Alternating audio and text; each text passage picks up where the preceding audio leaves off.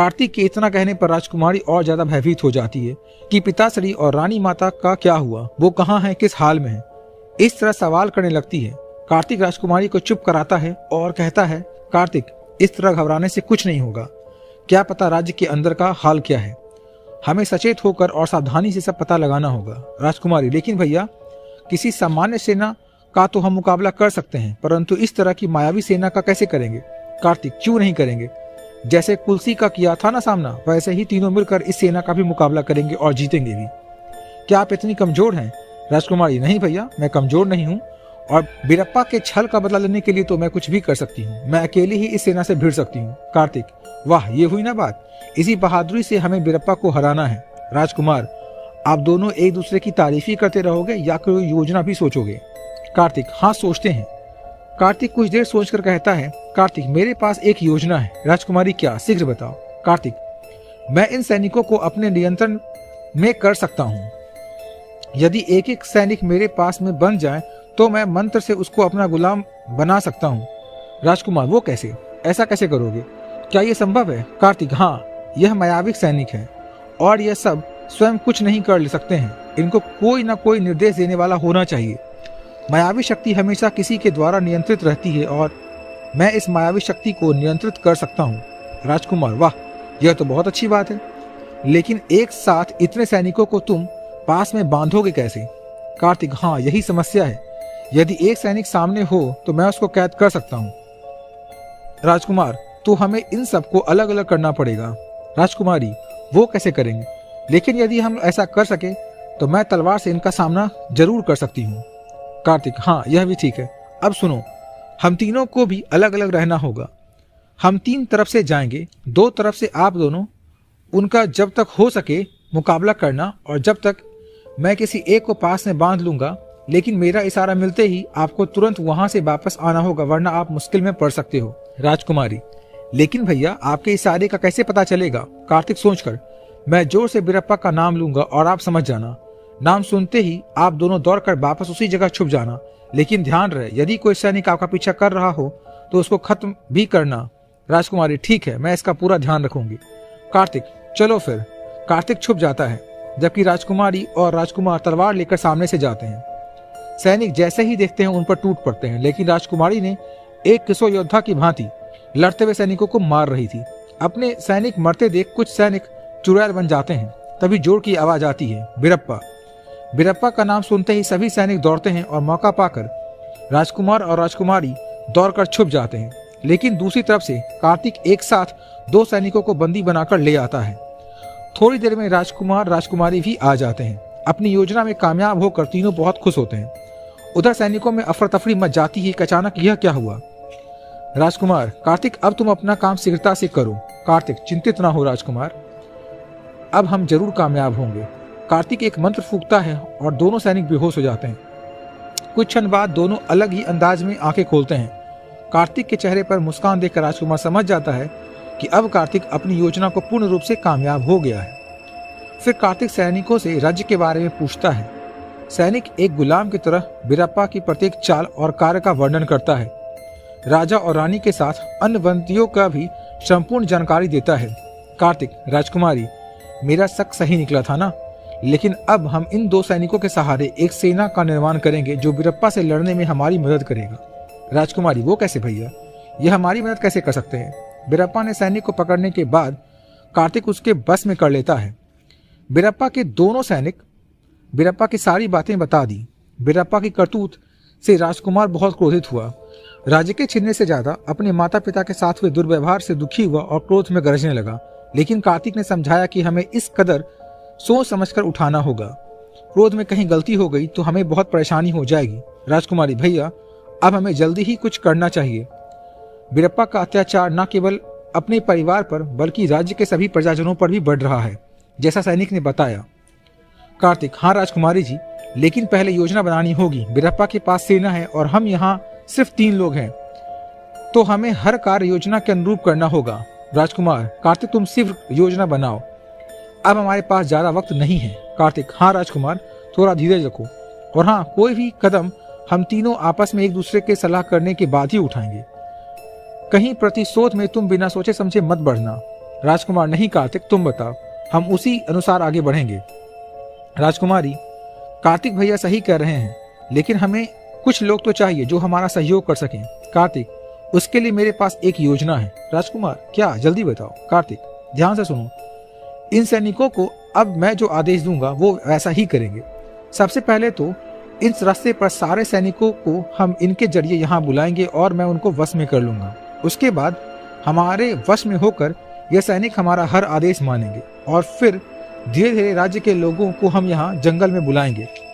आप दोनों राजकुमार और राजकुमारी राज्य के असली उत्तराधिकारी हो, तो लोगों को आप दोनों समझाओगे। बिरप्पा से त्रस्त राज्य के लोग हमारी बात मान लेंगे। हो सकता है कुछ लोग यकीन ना करें, लेकिन उनको भी हमें यकीन दिलाना होगा। राजकुमार, लेकिन राज्य के लोग हमारी मदद कैसे करेंगे?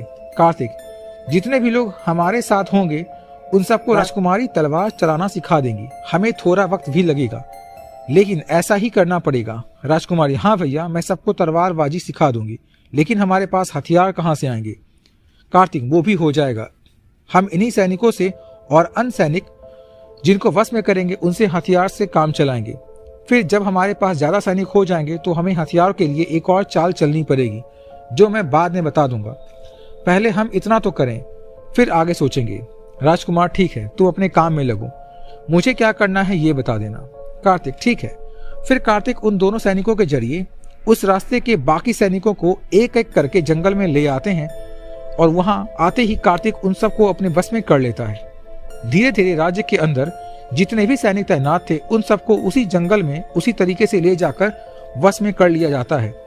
अब महल की सेना का पता भी उन सैनिकों के सहारे करता है। जब बिरप्पा के सैनिक जो कि कार्तिक के वश में थे उन पर कोई शक भी नहीं करता, वो तो बस कार्तिक के आदेश का पालन कर रहे थे। राजकुमारी राज्य के कुशल और वफादार लोगों को जानती थी, तो राजकुमारी के बताने पर वशीभूत सैनिक उन लोगों को धीरे धीरे जंगल में लाने लगे।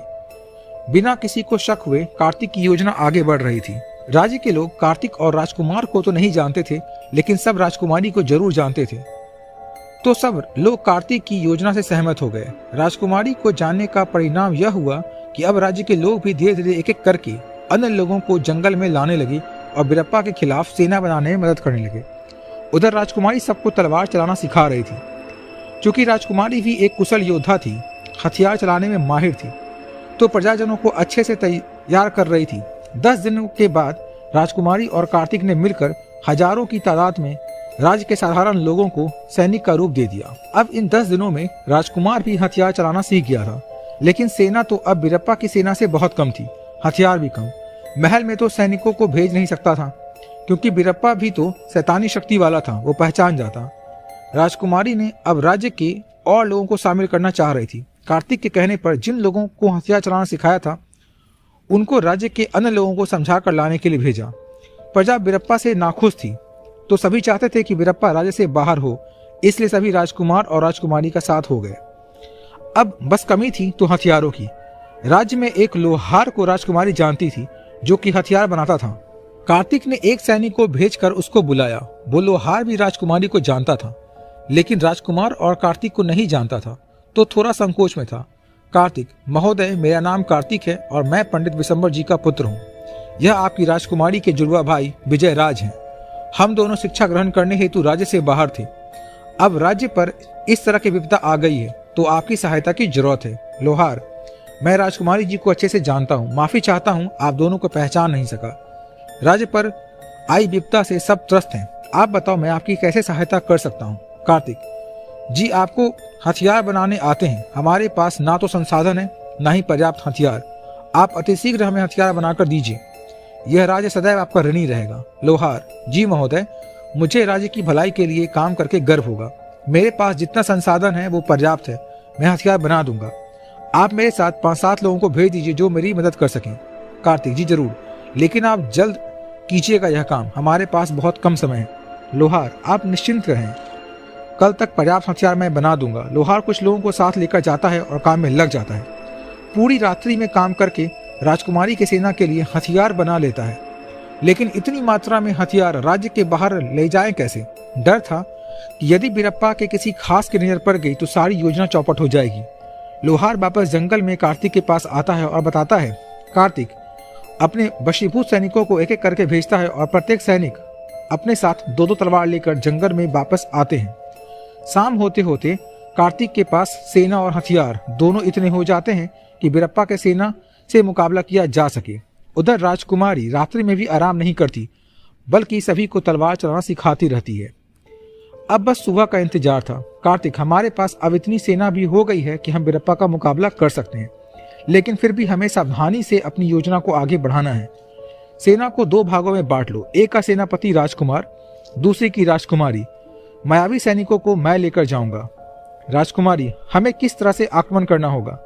कार्तिक, आप अपनी सेना लेकर आगे जाओगे क्योंकि आप महल के हर कोने को जानती हो। मेरा एक मायावी सैनिक आपके साथ रहेगा जो सिर्फ आपका संदेश राजकुमार और मुझे देगा। मैं और राजकुमार आपके पीछे पीछे रहेंगे। राजकुमारी, जी कार्तिक भैया, माता रानी की कृपा से और हमारे सभी साथियों के सहयोग से कल बीरप्पा को उसकी असली जगह पहुंचा दिया जाएगा। कार्तिक, अब सभी लोग आराम करो। सुबह होते ही हमें अपनी योजना को अंजाम देना है। अपने राज्य को बचाने के लिए और पाप से लड़ने के लिए कभी कदम पीछे मत हटाना। हमें संघर्ष करना है, जीत अंततः हमारी ही होगी। बस अपने मन से भय निकाल दो और टूट पड़ो पापियों पर। सभी एक स्वर में बोलते हैं, हम पीछे नहीं हटेंगे, पापियों का सिर काटकर ही दम लेंगे। राजकुमार भी अब यह जोश देखकर निश्चिंत हो जाता है।